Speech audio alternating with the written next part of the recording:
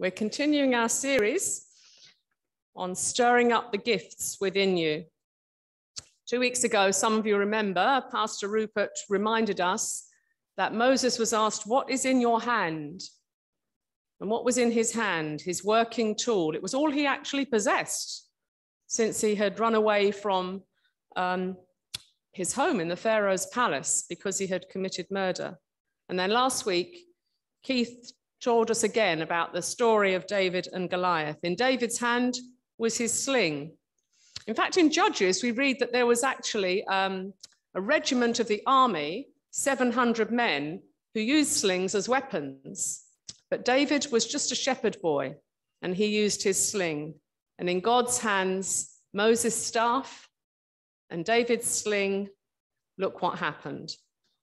So this morning, we're going to look at a lady in the New Testament who used what was in her hands, and she used her hands as well. It might be a story you don't know very well. It's very short.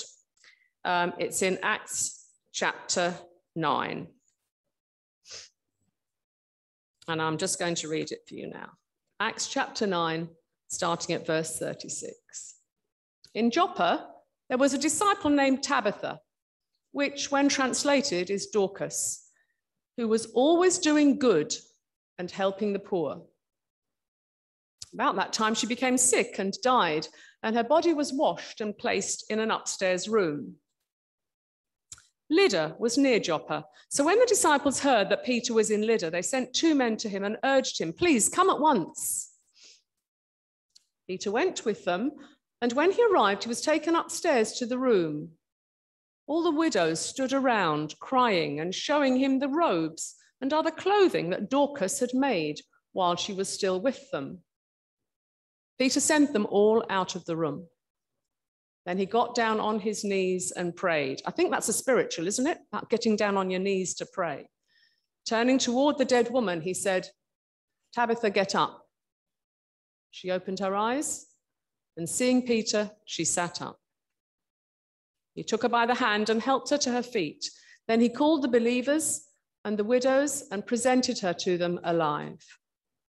This became known all over Joppa, and many people believed in the Lord. Peter stayed in Joppa for some time with a tanner named Simon. This story is set in Joppa on the Mediterranean shore. If any of you haven't yet been to Israel, Palestine, I know it's somewhere you're going to go. Such an exciting place to visit. Obviously, there's many, many troubles. Joppa is really beautiful. I've been there, and it's just on the seaside. It was a big seaport. It was the main seaport in Palestine at that time. And in fact, it's now called Jaffa. And in Hebrew, what does Jaffa mean? Jaffa means beautiful. We think there was a Christian church in Joppa. It may be that it actually met in the home of this lady. This lady, we're given 2 names for her. Dorcas, which was her name in Greek. That was a language that was spoken very much in that part at the time.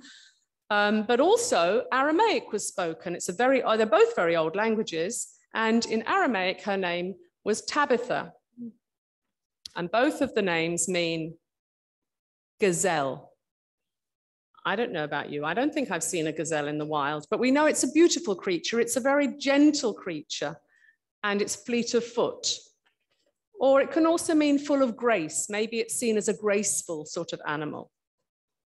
We don't really know much about her, do we? It was just one verse. One verse. You might well have just skipped by it in reading the Bible, or you might not have even got there yet.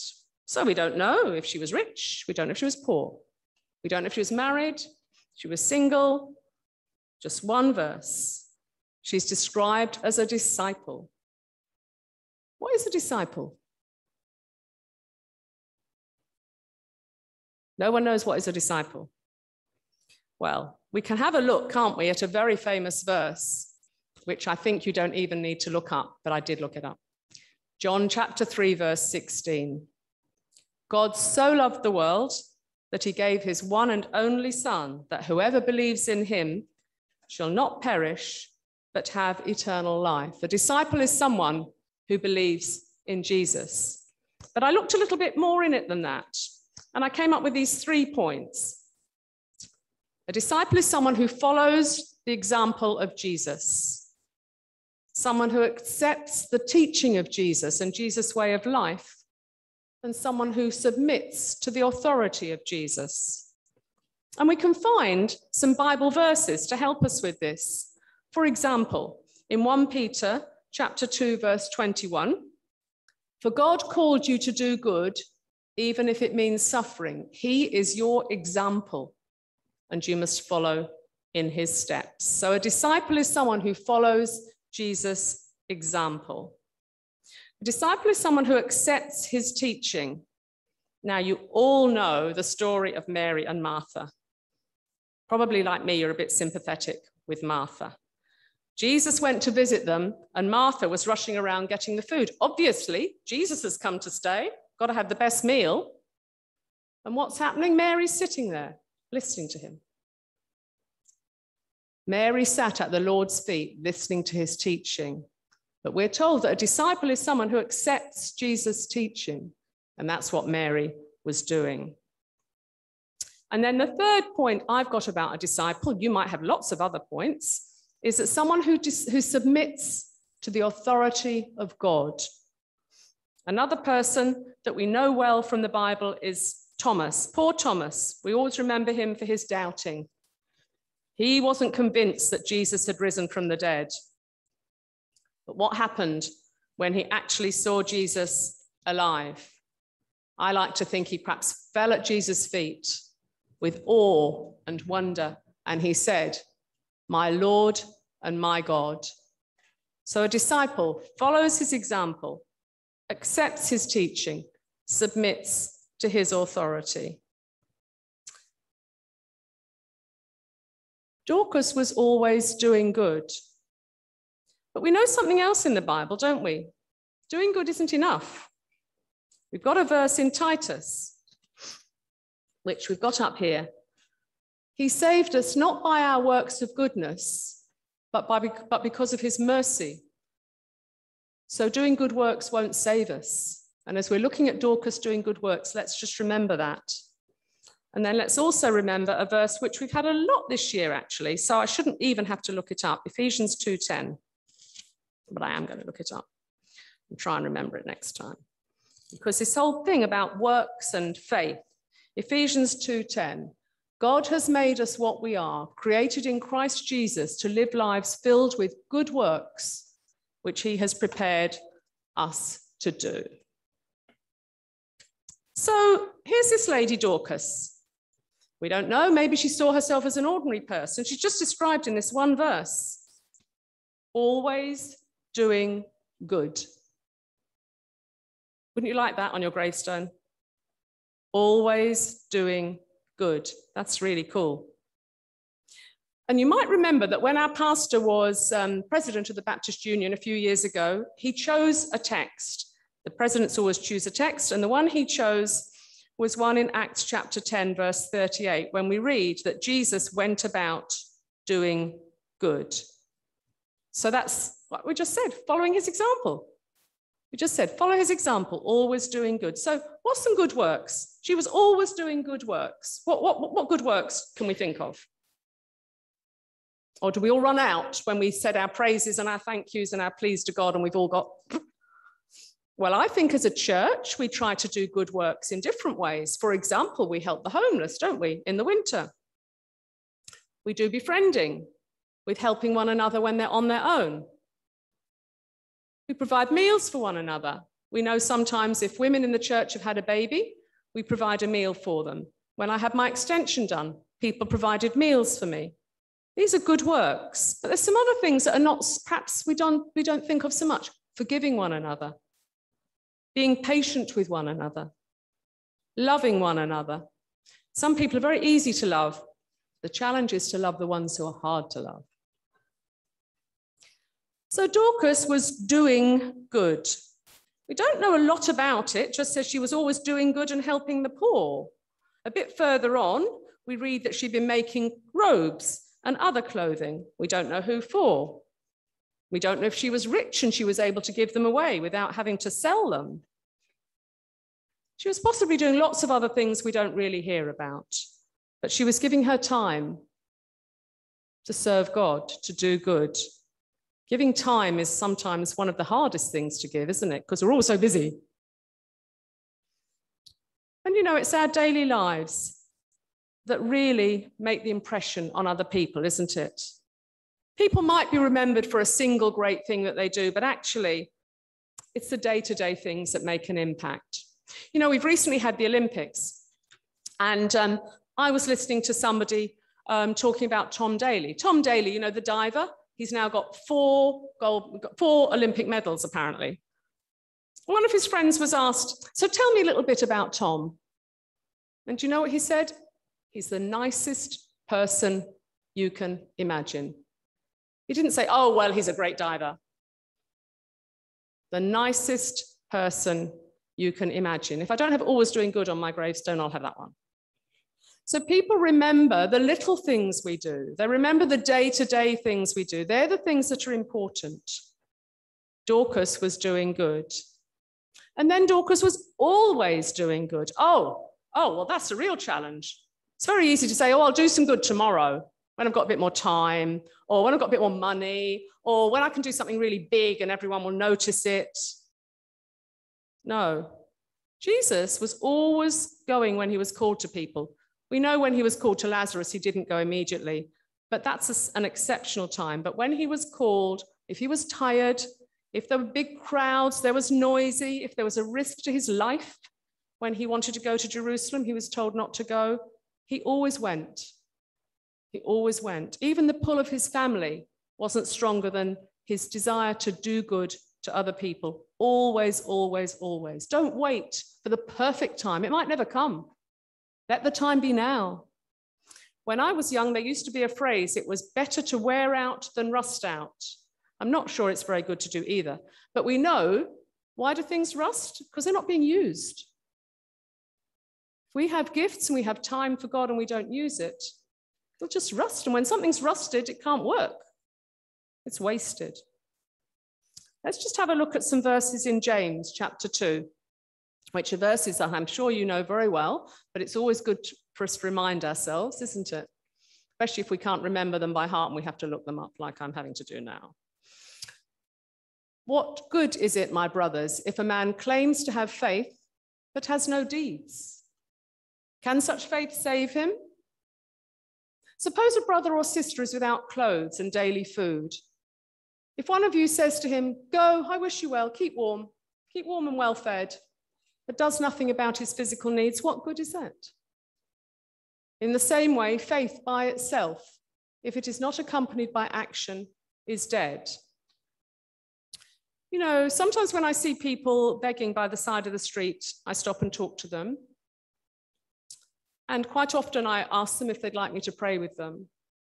But when I do that, I'm always very challenged because I don't know how they feel if I'm saying, I'm just going to pray with you, but I'm going back to my nice house. Thank you very much. I have to say, they usually are grateful. But this verse reminds us that we should bring the two together. So Dorcas was always doing good. We should always be doing good. And remember how when Dorcas died, all the people that she'd helped, they all rallied round. She must have been held in a lot of respect. They washed her body. That probably was a cultural thing for them to do that. My grandma, who lived in the country, used to always be called to wash the bodies of people that had died in the community. When I was a nurse, I always found that washing the body of someone who died, I always felt that was the greatest privilege privilege I could do as a nurse. The person had died. Their family perhaps couldn't do it. That was the last time I would touch, or anyone would touch that person. It's a great privilege to wash someone who's died. So her friends who wanted to look after her because she was so valued by them, they washed her body and then they sent for Peter. Why did they send for Peter? Any ideas? Well, I'll tell you the secret. Peter was the apostle who was present every time Jesus had raised someone from the dead. What are the 3 times Jesus raised someone from the dead? I'm making you work hard today. Jairus' daughter. We all know the story of Jairus' daughter, yes? Jairus called Jesus to come and help his daughter who had died, and Jesus raised her from the dead. Peter was there. One day when Jesus was walking with his disciples, they passed a funeral procession. And this lady was crying and crying. And she said, my son is in the coffin. My son has died. She's called the widow of Nain. And Jesus raised her son from the dead. And of course, we know the story of Lazarus, Jesus' friend, who Jesus raised from the dead. On each occasion, Peter had been present. And he's living, he's staying not far away in this town called Lydda. So the disciples said, quick, get Peter, get Peter, get Peter. So Dorcas was always doing good, just doing good. Her actions were more important than any words she had spoken. And when she couldn't help herself, others reciprocated. We should be living in a way that means that others, they won't rejoice when we die, but they'll miss us and they'll miss how we lived our lives. Can we just have a look at Proverbs chapter 11? When Isaac is there. Proverbs chapter 11. Verse 10, the blessing that rests on the righteous releases strength and favor to the entire city. Wow, that's the Passion Translation. The blessing that rests on the righteous releases strength and favor to the entire city. And Dorcas left evidence of her good works because we read in verse 39, the widow stood around showing him the robes and the clothing. Peter might not have heard of Dorcas before, except when he was called to her, but now he was shown her good work. Seeing things is always much more powerful, isn't it? You hear about something, but it's never quite the same as if you actually see it. It's just has more impact somehow. Most of us here are too young to remember, before we had television, people had to listen to everything on the radio. And then when the television came, you could see it on the screen. Wow, makes a big difference. Of course, you're probably all so young now, you're ahead of television and everything else. I don't know. You might remember when Jesus was walking on earth, John the Baptist sent a message asking, is Jesus truly the Son of God? You remember what Jesus' reply was? Jesus sent a message back saying, go and report what you have seen. The blind receive sight, the lame walk, those who have leprosy are cured, the deaf hear, the dead are raised, and the good news is preached. Go and report what you see. And just a word of warning, remember, people might see what we do and remember what we do.